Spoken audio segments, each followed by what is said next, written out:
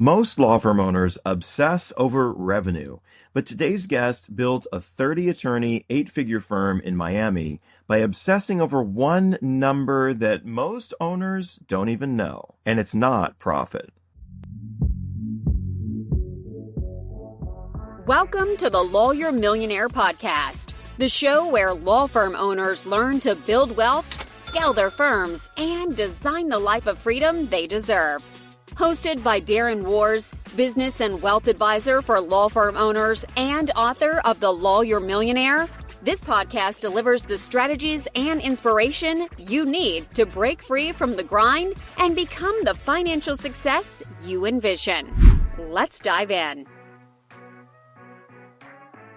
All right, and we're here with Eric Gros-Dubois, the founder of EPGD Business Law in Florida. Welcome to the show, Eric. Darren, thank you very much. It's good to be here. And it's relatively sunny Florida this morning, and it's finally started to warm up. We had that cold front. Yes, a very mild one by my standards, I think. But hey, cold is cold, right? If you're not used to it. 65 degrees, people pull out their puffy jackets and their boots. It's funny. I remember being in San Diego in December, and it was like 65 degrees. And being an Ohioan, I was in shorts. I'm like, this is great. Everybody was in parkas, literal parkas. So I went to college in Dallas, Texas, and all the kids from the north would be running around in shorts and T-shirts, and we'd all be bundled up and, got our hats. Funny. Yep. Okay, Eric, so which is more important? Tell me. Is it revenue or is it profit? What's your take? I mean, the answer has to be profit, right? Profit is what you're going to put in your pocket and support your family and live your best life. So I know a lot of people that have high revenue and low profit, and that's, I think that's a bad formula. Somebody said, there's billing, then there's revenue, and then there's profit, and the profit's the only one that's real. Yeah, 100%.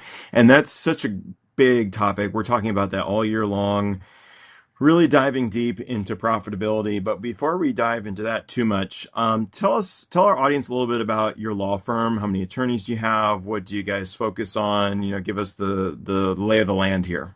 Sure. So we're a baby law firm that was, it's 13 years old. So I guess we're going to be a troubled teenager. We're coming up on our 13th birthday. Actually, it was conceived on the 26th of February. That was great. Created. It wasn't born until June 3rd. But we are 30 lawyers down in Miami, Florida, covering all of Florida. And then in certain practice areas, we have attorneys barred in other states. And then there's certain things that we can do. Like, for example, my wife does immigration law. That's everywhere. That's a federal practice. But the reality is probably more than 90% of our business is South Florida, which is primarily Miami, but then also Broward and Palm Beach. And I will say this. The county below us is Monroe, which is Key West. In 13 years, I have never had a case that would take me to court in Key West. And that's all I've ever wanted. I just wanted to schedule a hearing on a Friday so that I could write off a weekend and go to Key West, which is a 4-hour drive down the road. Absolutely. Yeah. Well, we'll hope that happens for you here at some point. Great. But sorry to cut you off, but to more specifically answer, we think of ourselves as a business law firm.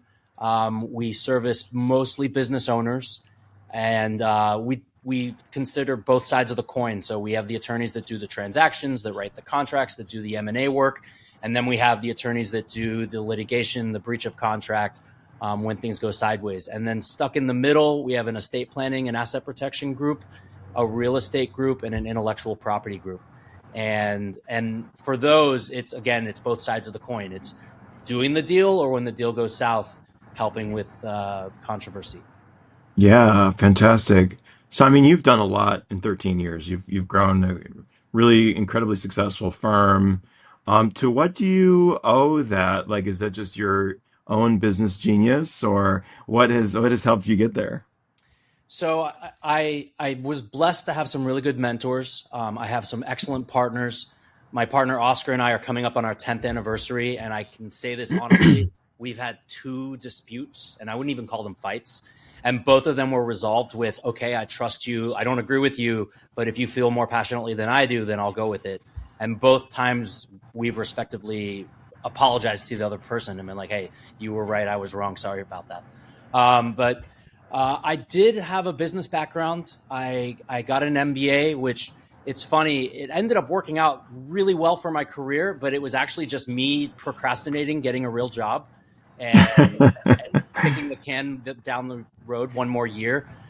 But when I started the firm, which was never my intention, I wasn't one of these kids who grew up with an entrepreneurial family. I didn't have a father who had his own business. In fact, my father was in corporate America, and I thought success was vacation days and stock options. And to his credit, he did really well. He was able to retire at a young age and cashed out all those stock options really nicely.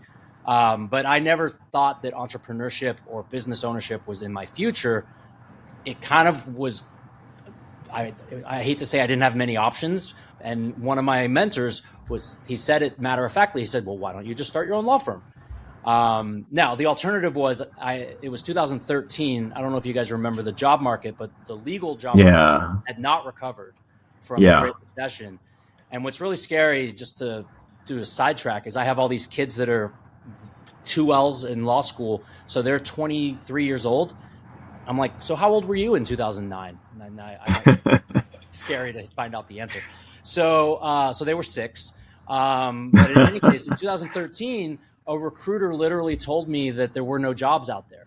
I had a job, and he said, my professional advice is that you learn how to suck it up. So, oh, wow.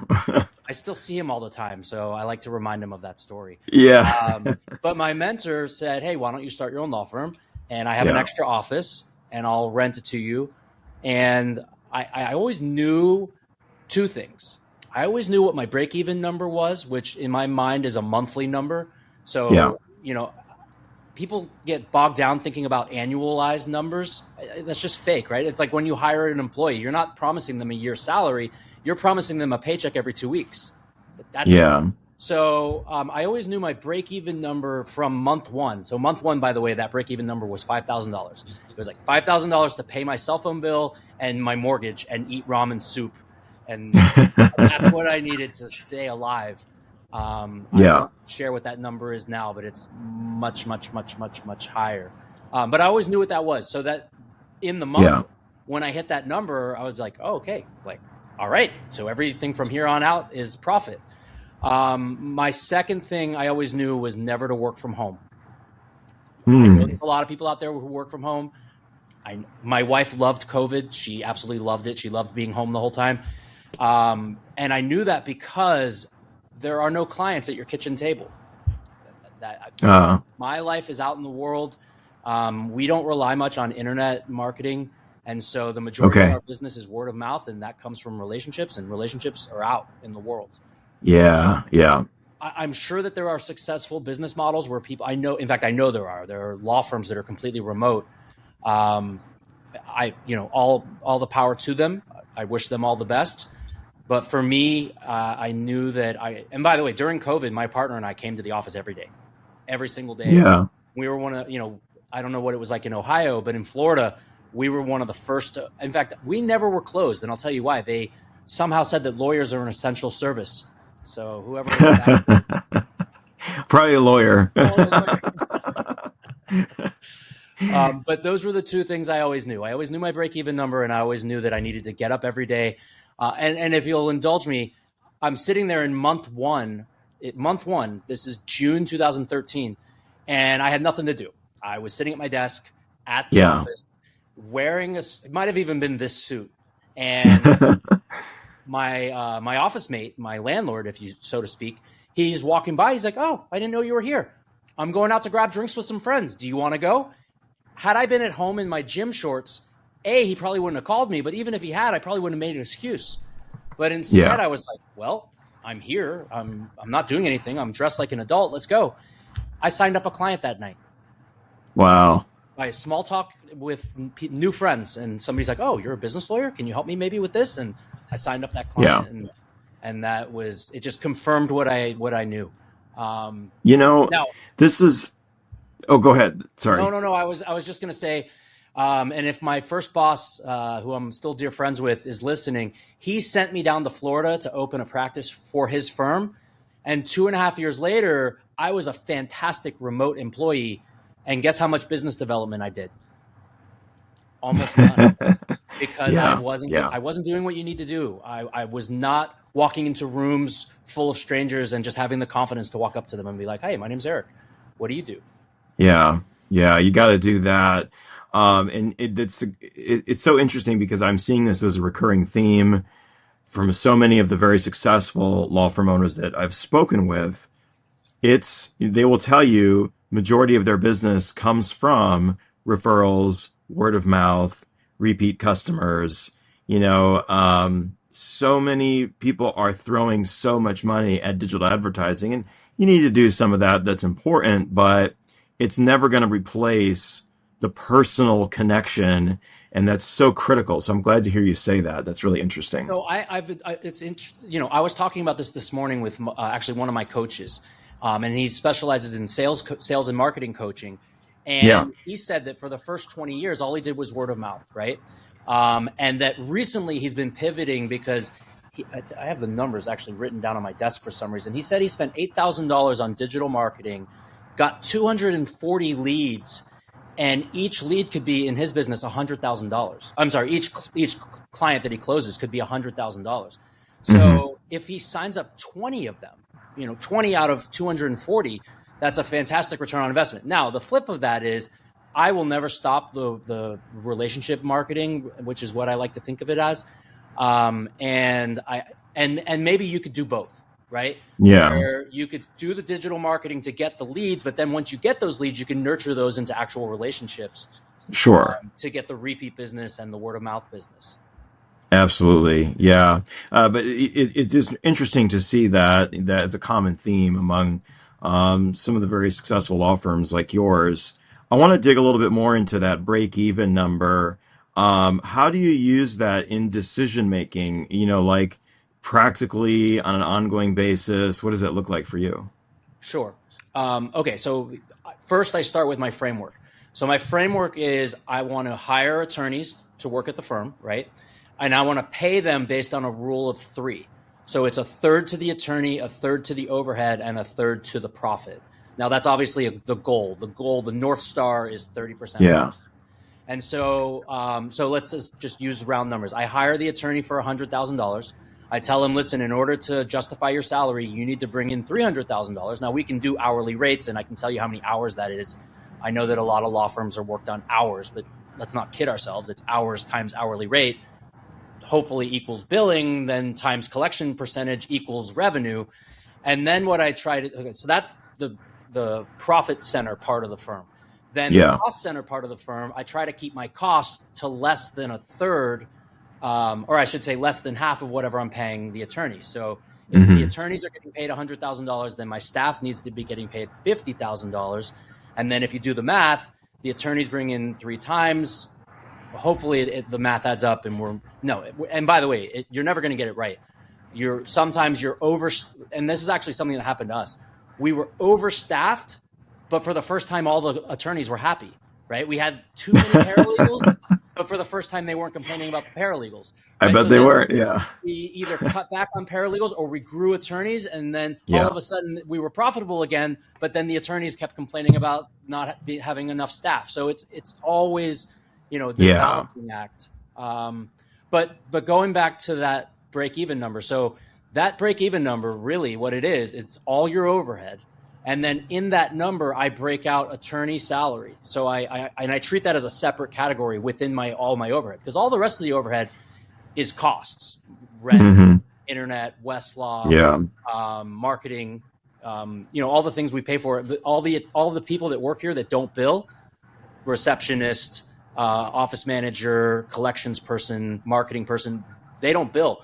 So all of those go in that other bucket, and I try to keep an eye on those kind of like compartmentalized numbers: the attorney salary, the fixed overhead, so to speak, and then the revenue goal.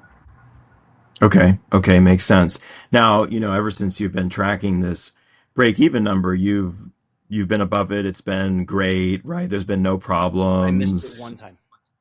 Really? Okay. I had to ask my mom for a loan. And I know that my mom's not going to listen to this, so I can tell you the truth. My sister, I'm pretty sure, even though she's been happily married for a long time, is still having my mom help her with her credit card bill. And I asked my mom for $1,000. And within a week, my mom was like, when are you going to pay me back? And that $1,000 was to meet payroll for my receptionist because, of course, we get paid last, right? So Yeah. that month, I did not pay myself. Okay. Okay. So other than that one time, there really hasn't been any times that you've been below that break even and needed to make adjustments. I've been very blessed. I've been Yeah. Okay. blessed. And what I've always kind of known intuitively, and I have it written right here on my dry erase board. There's three types of lawyers, right? Yeah. The finders, the minders, and the grinders. And so the finders are out there finding the work. The minders are managing the cases and managing the people, and the grinders are doing the work. And so I have a partner. I won't say his name because I have a couple, and he's a very high performer. He's a high performing lawyer. And he and I have never had this debate, but I know it's like a debate I've had in my head. Who's more important, the rainmaker or the grinder? Right? Because without the rainmaker, the grinder doesn't have anything to do, but without the grinder, the rainmaker has nothing to sell. So it's always been this tension. But for me, I always knew that marketing came first for me. Yeah. Yeah. That is interesting. I think a lot of law firm owners sometimes struggle to grow because they're concerned, well, if I bring in attorneys, I'm just training my competition, right? But you need both roles. You need someone who's going to go out and find the business. You need someone who's going to do the work. And the people who are the finders don't necessarily want to be the grinders, and the people who are the grinders don't necessarily want to be the finders, right? You all need each other. We do all need each other. And for me, a real turning point in the history of my firm was I was 3 years in and I was doing well. I had a couple associates, a couple admin. We'd grown, and we were a self-sustaining business. We had health insurance, and my mentor, my best friend, he who actually was my landlord, he says to me, he's like, Eric, I don't want to grow anymore. Because if I grow, that just means more clients, and that means more cases, and that means more employees, and that means more square feet, and that means more. And he's like, I'm just happy where I am right now. I can put my kids in private school and go on 2 vacations a year. And I was like, all right, Brian, well, that's great. Well, I want more. And so then when I reconnected with who became my partner, Oscar, it was the perfect marriage because in his perfect world, he's in court every single day. In my perfect world, I'm never in court ever again. So he divided up the world. It was like, I don't think he's ever been to a networking breakfast.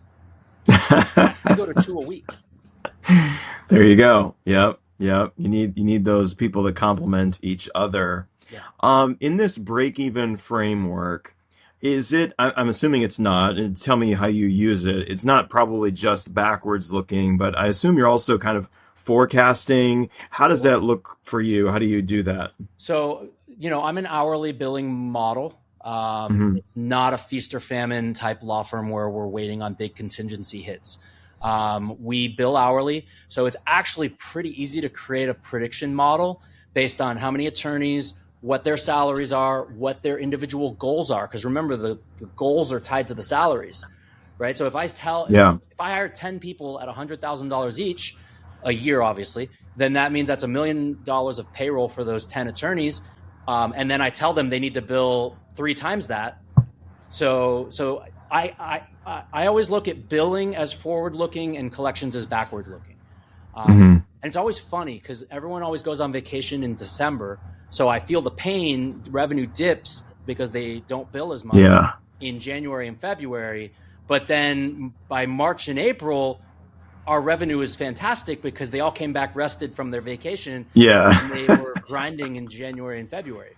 Work extra hard. Yeah, absolutely. And we have the same 2 dips. It's not, I don't really have a cyclical business. We're not like an accounting firm where we have tax season.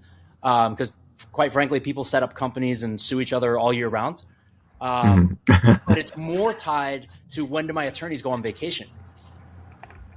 Interesting. Okay. And for your attorneys, how do you, as much as you're comfortable sharing, how do you incentivize them? Is it just, you bill more, then you get paid more? No, it's Is explicit. there okay. So we do quarterly reviews, and we do the math formula together. Like, we do the formula. I tell them 3x, or I guess it's the other way around. So it's whatever your collections are divided by 3. That's what the goal is for. That's, annualize it, because we do quarterly reviews. But of course, I look at monthly numbers.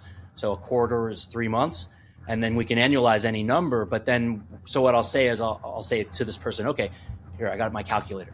All right. So historically, I'm going to call you Bob. Bob, you historically have been collecting at 90%, right? You've been working for me for 3 years. And by the way, I believe that collections percentage is directly tied to customer service.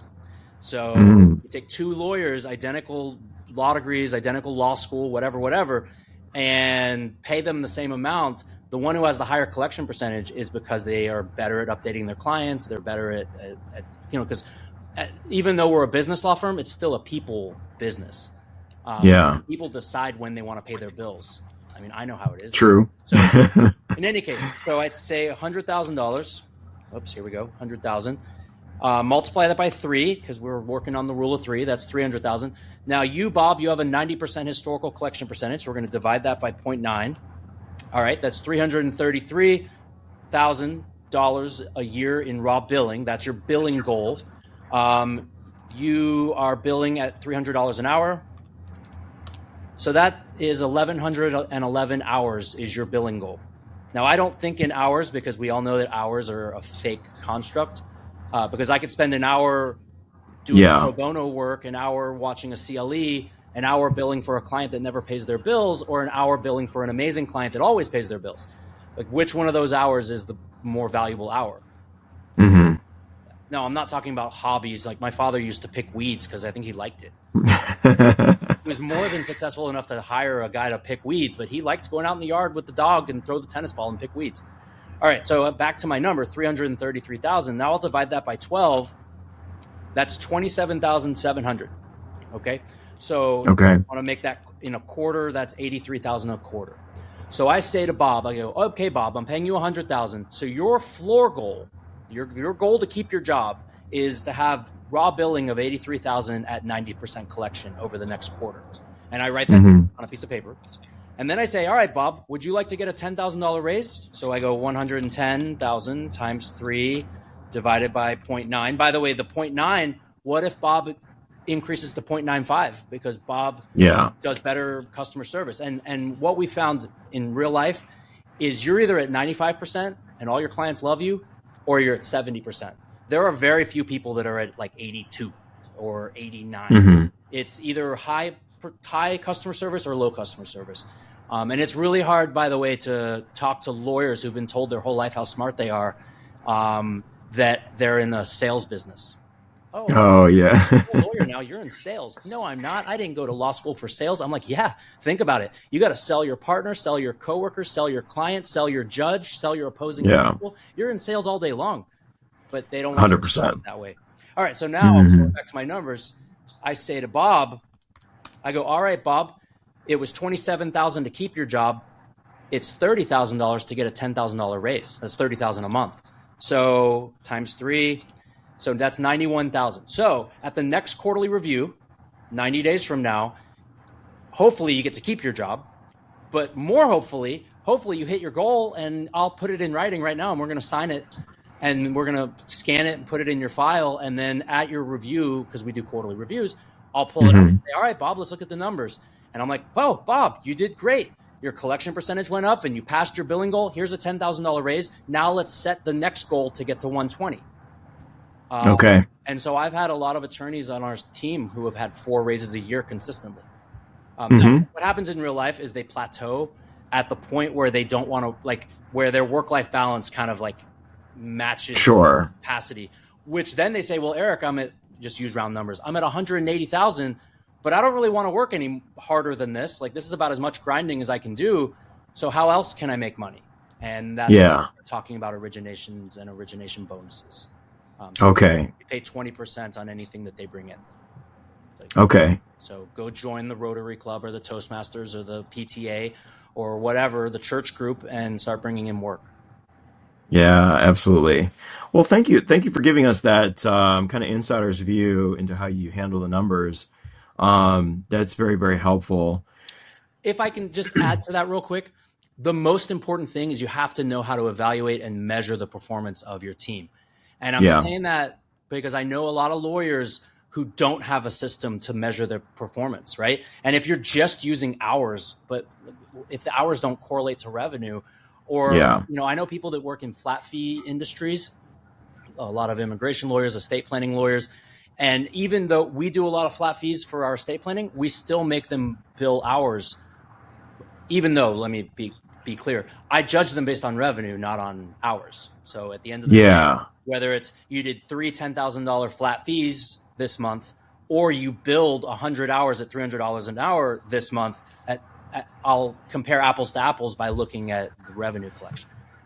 Yeah, still a very important metric to track for other reasons like efficiency and stuff like that. And I want to like just pause here for the listener. Like, I think one of the biggest takeaways is that you as the law firm owner need to be close to the numbers. I think if you can take anything away from Eric's story, it's like Eric has been super dialed in to the numbers from day one. And look at the result, right? You grew the firm without taking on debt, keeping your break even number, maintaining your profitability. And that isn't easy because a lot of law firms try to grow and then profitability takes a dive. So, It's not easy for sure. And by the way, we've never acquired a firm. This has all been organic. So, yeah. little tip talking about numbers. I used to ask my associates, I've like, on a scale of 1 to 10, how stressed are you? And what I was trying to do is take a gauge. And when I had more like a critical mass of them saying that they were like at an 8 or 9 or a 10, then I knew it was time for me to hire. However, they all learned that the answer was 9. The answer is always 9. How stressed are you? Oh, I'm at 9. And there's a funny Seinfeld episode where George Costanza, in order to look busy at work, he just looks angry. Every time his boss walks by his office, he's like, his boss is like, Oh oh, my George, gosh. keep up the good work. Yeah, absolutely. Well, yeah, that's a great question to ask. Good feedback from your employees. I have a couple rapid fire questions here for you before we wrap up. What advice would you give $1 million law firm trying to become a $5 million law firm without losing margin? Don't be afraid about hiring.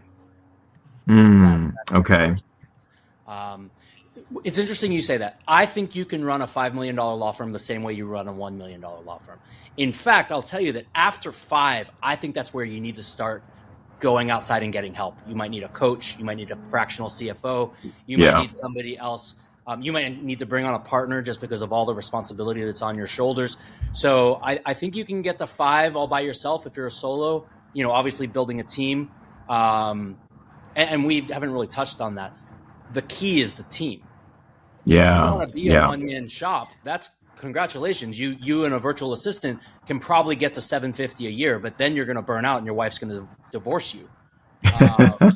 So you have to be able to trust and you have to build. And it's like one of our presidents said, trust but verify, right? So I hire, I trust, and obviously when the trust is lost, we might replace them. But anyways, sorry, I know it's rapid fire questions, and No, that's good. That's good. And kind of let's ask a follow up here. Like with trust, how do you promote trust between you and your team members? What do you do specifically in your business that helps engender kind of a culture of trust? So I never liked to be micromanaged. Personally, I thought it was insulting, and so I've tried to foster a culture here of empowerment. With support. So I give people a lot of responsibility and I let them know that there's people behind them, people that they can rely on. Doors always open. There's no silly questions.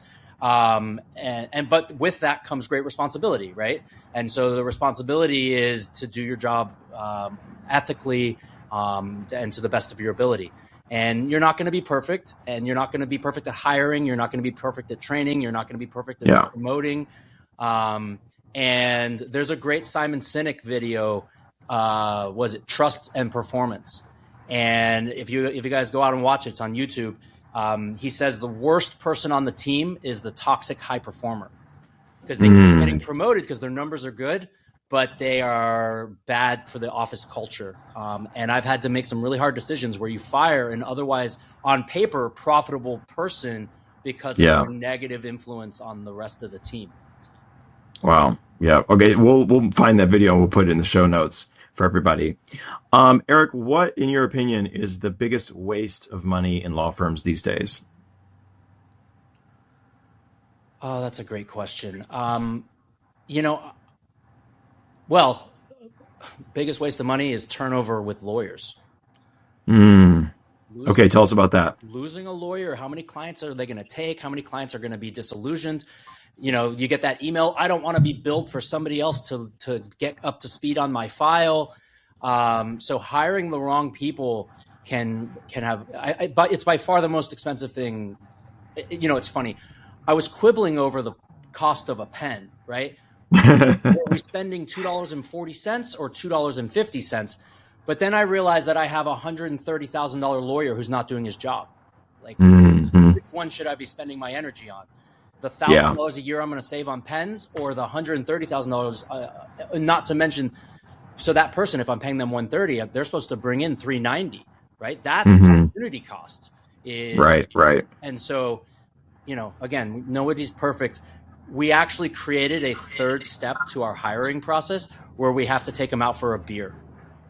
I love that. We call it the beer test. You could call it take them out to lunch, but you got to see how these people interact socially when they're not on their best performance at the job interview. Interesting. We had this guy, I won't say his name, we hired him. And in the first week we were like, whoa, like he freaked us out. He was a weirdo, and it was scary. Oh no. Yeah. We made unfortunate jokes about him going postal. Well, that's a great insight though, hiring, because that's kind of like a phantom cost. You don't really see it, but it's there. It's a real cost, the turnover and maybe not hiring the right people. So that's really, really good. Okay. What would you say is the best financial decision you've ever made? Best financial decision. That's a great question. I would say bringing on a partner. Okay. And how about the worst?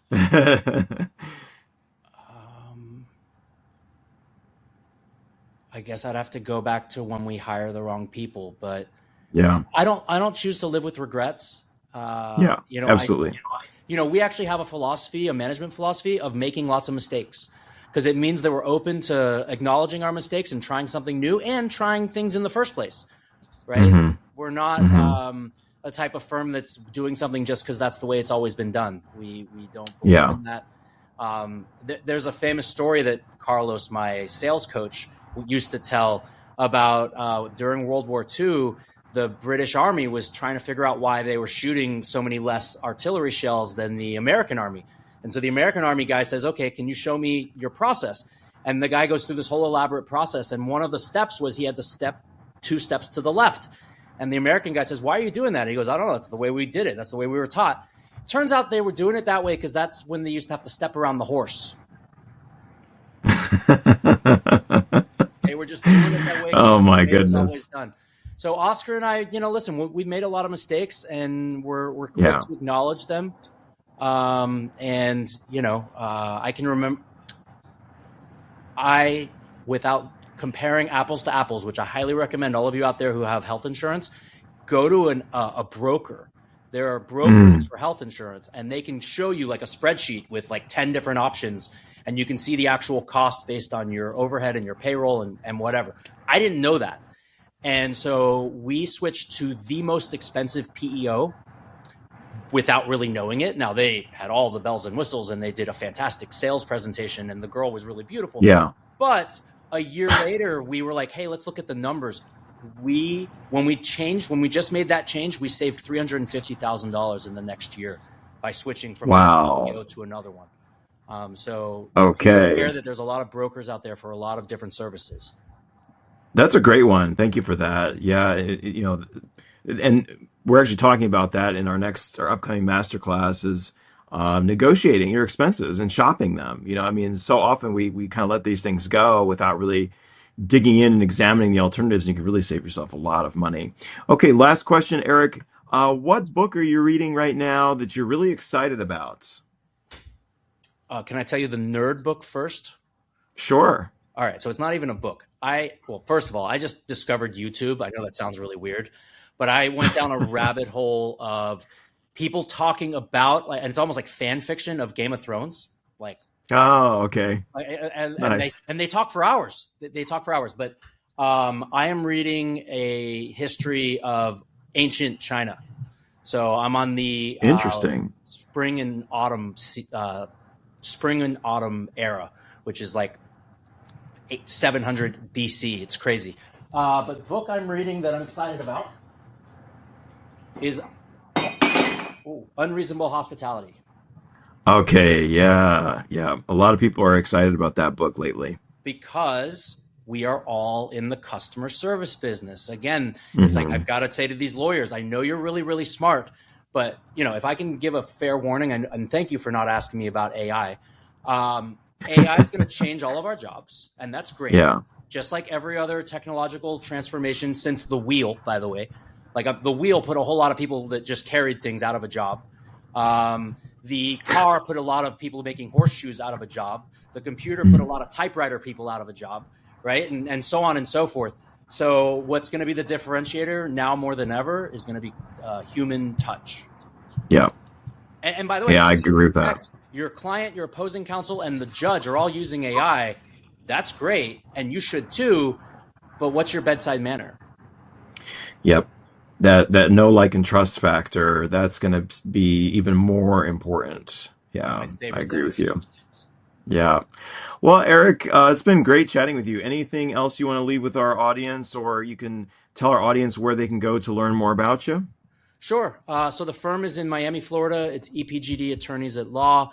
My marketing director, Karen, is very exciting that we're redoing our website. We are shifting from an emphasis on entrepreneurs to an emphasis on enterprises, which is actually something else I was talking about with my coach this morning, where, what did he say? He said, when you're dealing with consumers, it's all about minimization of regret.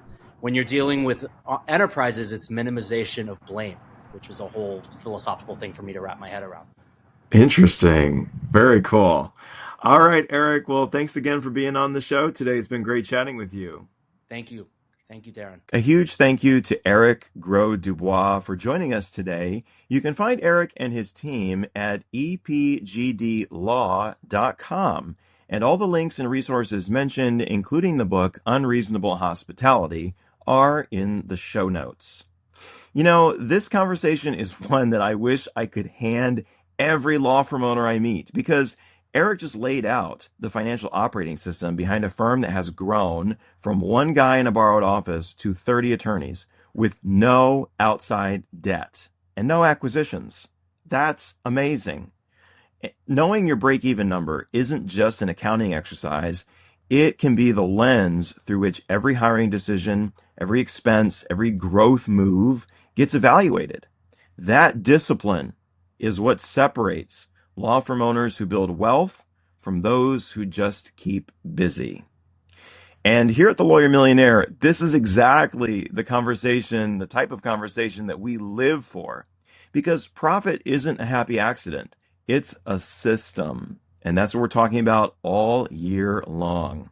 And we help law firm owners build the financial clarity and wealth strategy they need to grow their firms intentionally, without sacrificing margins or sanity. If you're making good money but still feel like it's slipping through your fingers, we should talk. The link is in the show notes. And by the way, join us in the Lawyer Millionaire community, where law firm owners just like you are having these conversations every single day. Don't miss out. Head over to community.lawyermillionaire.com and join us today. Well, that's it today, friend. And remember, If your law firm isn't building you wealth and freedom, what the hell are you doing? Can I get an amen up in here? I'll see you next time. Are you a law firm owner looking to build real wealth and break free from the daily grind? On the Lawyer Millionaire podcast, we share practical strategies to grow your practice, maximize profits, and create the financial freedom you deserve. Join host Darren Wurz as he interviews top experts and successful law firm leaders who share their secrets. Don't just practice law, build a legacy. Listen now to the Lawyer Millionaire wherever you get your podcast. The Lawyer Millionaire podcast is for informational and educational purposes only. It is not intended as legal, tax, or investment advice. Listeners should consult with a qualified professional before making any financial or business decisions. The views expressed by guests are their own and do not necessarily reflect those of Darren Wurz or Lawyer Millionaire Wealth Advisors.